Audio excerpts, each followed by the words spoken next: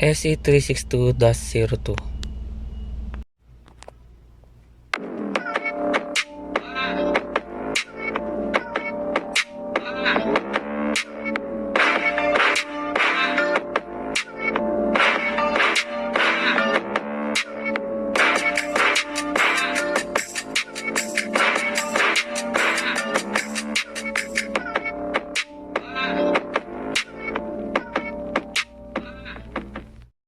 Hello guys, welcome back to my channel.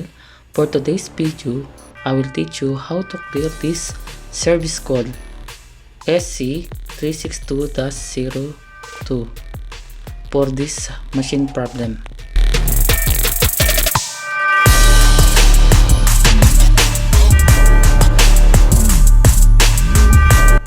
The problem of this machine, when you turn it on, the SC362-02 will appear on the display, and you cannot use the machine until this service call is gone. This is machine model Ricoh IMC 2500.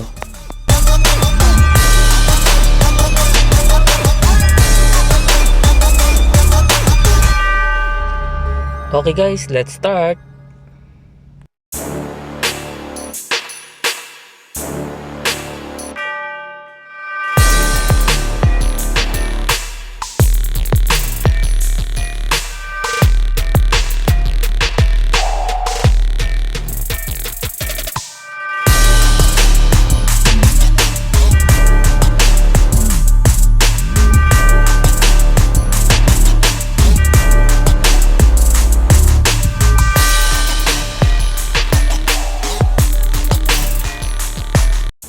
Trouble code SC362-02.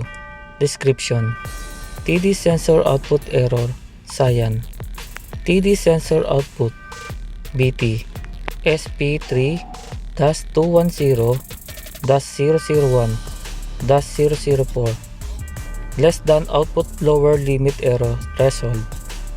SP3-211-004 is continuously below the lower limit occurrence threshold value. SP3-211-005 Causes: TD sensor connector missing or dropout. Solution: Number 1. Toner density sensor connector missing. Number 2. Check whether there is any error in the TD sensor harness disconnection, etc. Number 3. If the TD sensor defective, then replace the development unit.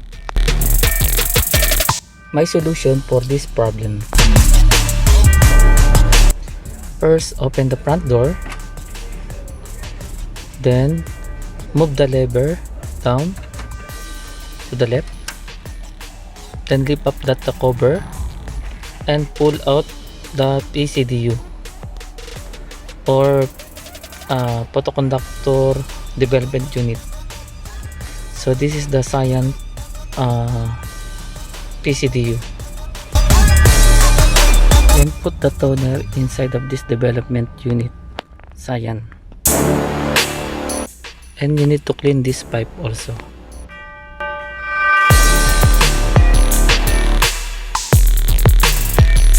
Last things that you need to check: open the backside cover, remove this toner supply unit, check whether this one is good or has given problem to the unit, and if this unit is giving problem, you need to replace new one.